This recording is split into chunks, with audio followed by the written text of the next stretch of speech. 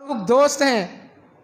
اللہ اکبر. اور عمر کتنی ہے سیدہ حفصہ رضی اللہ تعالیٰ کی؟ 25 سال کی عمر ہے. ابو بکر صدیق سے کہا کہ میری بیٹی حفصہ میں چاہتا ہوں کہ آپ اس سے شادی کر لیں. انہوں نے چپ سادھ لی, بولے نہیں, بالکل خاموش رہے.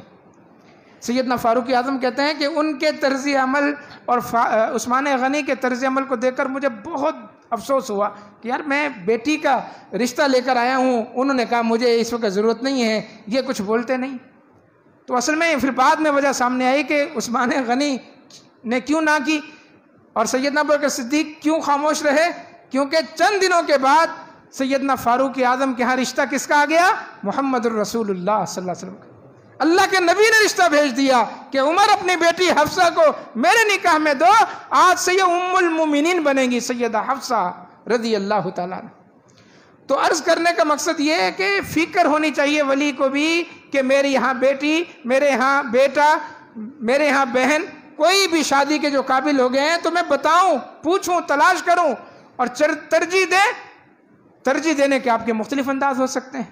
ایک واقعہ مسند احمد کے اندر موجود ہے اور دیگر کتب حدیث میں طبرانی وغیرہ کے اندر بھی موجود ہے کہ ایک ماں کی باپ کی ذمہ داری کیا ہے کہ وہ اپنی بیٹی کے لیے کیسا رشتہ تلاش کرے. سیدنا عثمان ابن مظعون صحابی ہیں, عثمان بن مظعون رضی اللہ تعالیٰ عنہ فوت ہو گئے, لیکن دنیا سے جاتے ہوئے انہوں نے اپنے بھائی قدامہ بن مظعون کو اپنی بیٹی کا ولی بنا دیا. عثمان ابن مظعون کی ایک بیٹی تھی, ایک بیوہ تھی, پیچھے چھوڑ کر گئے. تو دنیا سے جاتے ہوئے قدامہ سے کہا, اپنے بھائی سے کہا کہ میری یہ بیٹی تمہارے سپرد ہے, تم اس کے ولی ہو, کفیل ہو, اس کا خیال رکھنا. فوت ہو گئے. سیدنا قدامہ ابن مظعون نے بہت اچھی پرورش کی اس بیٹی کی, بھتیجی کی اپنی, پالا پوسا بڑا کیا. جب وہ شادی کے قابل ہو گئی تو سیدنا عبداللہ ابن عمر کو پتہ چلا کہ عثمان ابن مظعون کی جو یتیم بیٹی تھی وہ بڑی ہو گئی ہیں, شادی کے قابل ہو گئی ہیں. تو عبداللہ ابن عمر نے یہاں رشتہ بھیجا اپنا. عبداللہ ابن عمر رضی اللہ تعالیٰ, عمر بن خطاب کے بیٹے, اور اتنے نیک ہیں کہ اللہ کے نبی نے خود کہا رجل صالح کہ عبداللہ بہت ہی نیکوکار ہے. کسی کی نیکی کی گواہی اس کا دوست دے گا, کسی کا بھائی دے گا, کسی کا باپ دے گا, کوئی اس کا رشتہ دار دے گا, لیکن عبداللہ ابن عمر کے نیکوکار ہونے کی گواہی محمد الرسول اللہ صلی اللہ علیہ وسلم دے رہے ہیں. تو کتنے نیکوکار ہوں گے کہ عبداللہ بہت ہی نیک انسان. اس نیک انسان کا رشتہ گیا ہے کہاں؟ عثمان ابن مظعون کی یتیم لڑکی کے ہاں, قدامہ ابن مظعون جس کے کفیل ہیں. انہوں نے ہاں کر دی رشتے کے لیے کہ عبداللہ کا رشتہ آیا ہے, ہاں کر دی. رسمی جو کاروائی ہوتی ہے کہ صحیح ہے, وقت آنے پر یا چند مہینے کے بعد نکاح کر دیں گے, ایک طرح سے رشتے کے لیے ہاں کر دی. دوسری طرف سیدنا مغیرہ ابن شعبہ کو پتہ چلا کہ اس گھر کے اندر رشتہ ہے. تو مغیرہ ابن شعبہ کو معلوم ہی نہیں تھا کہ یہاں رشتہ پہلے سے کسی کا آ چکا ہے, کیونکہ شرعاً منع ہے. ایک جگہ کسی کے رشتے کی بات چل رہی ہو, فرمایا رشتے پر رشتہ مت بھیجو, کسی کے سودے پر سودا مت کرو, سودا ہونے دو, ختم ہونے دو, سودا فنش ہو جائے آپ جا کے اپنا سودا کریں. پوچھ لیں اس سے کہ بھائی یہ جو گیا ہے آپ اس کو دینا چاہتے ہیں؟ وہ کہے نہیں, میں نے اس سے سودا اپنا ختم کر دیا. پھر آپ اپنی بولی لگائیں, آپ اس کے ساتھ سودا کریں.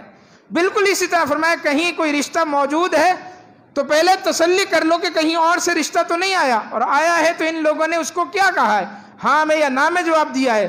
اگر ہاں میں جواب دیا تو پھر آپ کے لیے یہاں گنجائش نہیں ہے, آپ کہیں اور جا کر ٹرائی کریں. اور اگر انہوں نے نہ کر دی ہے تو آپ اپنا رشتہ بھیجیں. تو غالباً مغیرہ ابن شعبہ کو معلوم نہیں تھا کہ یہاں عبداللہ ابن عمر کی بات ہو رہی ہے. تو جناب مغیرہ نے رشتہ بھی بھیجا اور ساتھ ٹوکرا بھی بھیج دیا. سمجھ گئے نا, ٹوکرا, کپڑے لتے بھیج دیے ساتھ, مٹھائی کا ٹوکرا جس کو کہتے ہیں.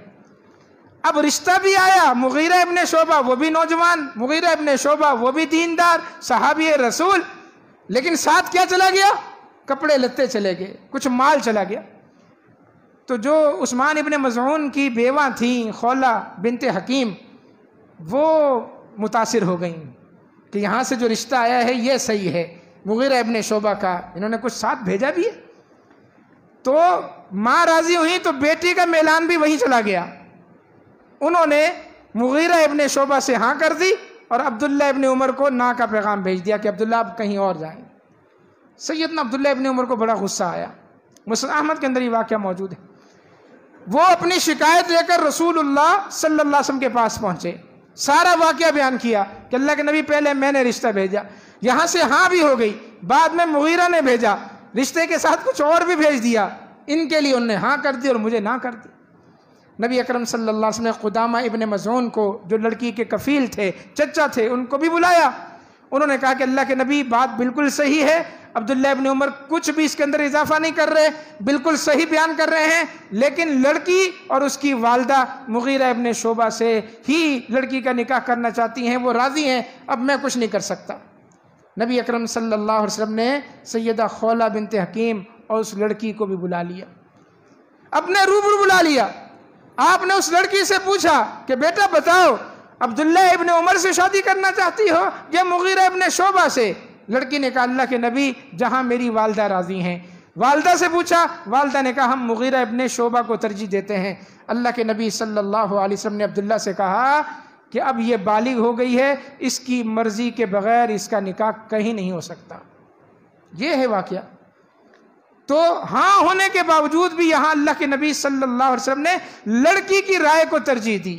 تو یہ کتنا بڑا احسان ہے، کتنا بڑا اسلام کا احسان ہے عورت پر کہ اس کو وراثت کے اندر حصہ دیا، ماں ہونے کی حیثیت سے، وراثت میں حصہ دیا بہن ہونے کی حیثیت سے، وراثت میں حصہ دیا بیٹی ہونے کی حیثیت سے، وراثت میں حصہ دیا بیوی ہونے کی حیثیت، چاروں حیثیت سے اس کا حصہ ہے۔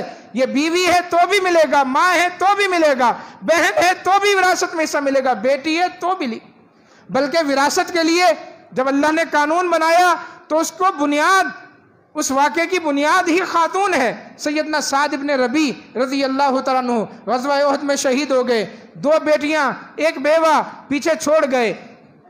سعد ابن ربیع کے بھائی نے ساری دولت پہ قبضہ کر لیا، ان کو بے دخل کر دیا۔ سعد ابن ربیع کی بیوہ اپنی 2 بیٹیوں کو لے کر اللہ کے نبی کی خدمت میں آئی۔ اللہ کے نبی، یہ سعد ابن ربیع کی جو جائیداد تھی، جو باغ تھا، اس کے بھائی نے قبضہ کر لیا ہے، ہمیں نکال دیا ہے، یہ بچیاں یتیم ہیں، آپ جانتے ہیں یتیموں کی پرورش کے لیے پیسہ چاہیے، میں پیسہ کہاں سے لاؤں گی؟ اللہ کے نبی جب یہ بڑی ہو جائیں گی کوئی ان سے نکاح بھی نہیں کرے گا، میں تو بہت مجبور عورت ہوں، میں کیا کروں؟ فرمایا بیٹھ جاؤ، اللہ ابھی اس کا فیصلہ کرتا ہے۔ اللہ کے نبی چاہتے خود بلا کر فیصلہ کر سکتے تھے، لیکن آپ نے انتظار کروایا کہ قیامت کے دن تک یہ فیصلہ اللہ کی کتاب میں محفوظ ہو جائے، تاکہ کوئی بھائی کسی بہن کا وراثت کا حصہ نہ کھا سکے، کوئی باپ بیٹی کا حصہ نہ کھا سکے، کوئی عورت کا حق نہ مار سکے۔ قرآن اللہ نے نازل کر دیا، یوصیکم اللہ فی اولادکم للذکر مثل حظ الانثیین۔ اللہ کا تاکیدی حکم ہے کہ عورت کو کتنا ملے گا، بیٹی کو کتنا ملے گا؟ بولیں آدھا۔ کیا کہتے ہیں جی؟ آدھا ملے گا۔ کیوں؟ کہاں لکھا ہے آدھا؟ یہ اللہ کے الفاظ کا ترجمہ تو نہیں آدھا، اللہ تبارک و تعالیٰ نے تو نہیں کہا کہ آدھا ملے گا، اللہ کہہ رہا ہے للذکر مثل حظ الانثیین، لڑکے کے لیے، مرد کے لیے بھی اللہ نے معیار بنایا تو عورت کو بنایا للذکر۔ فرمایا مذکر کو، لڑکے کو، باپ کو، بھائی کو کتنا حصہ ملے گا؟ مثل حظ الانثیین، جتنا 2 عورتوں کو ملے گا وہ 1 کر کے مرد کو دیا جائے گا، یعنی معیار اللہ نے یہاں بھی عورت کو بنایا۔ کتنا زبردست اللہ تعالیٰ کے احسانات ہیں۔ وراثت میں تمہیں کچھ نہیں ملتا تھا، اسلام نے دیا۔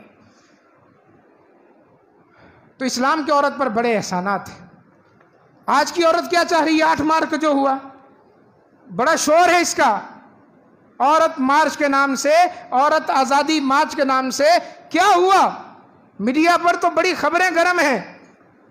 یہ عورتیں کیا ہیں؟ کون سی عورتیں ہیں جو اسلام کے خلاف نکل آئی ہیں، پاکستان کے قانون کے خلاف نکل آئی ہیں، اور کیا مانگ رہی ہیں؟ اسلام نے تو دیا، اسلام نے تو بڑے احسان کیے عورت پر۔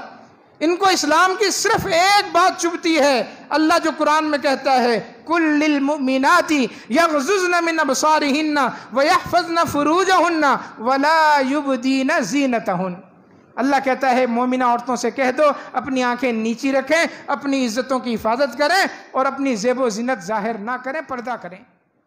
یہ اللہ کے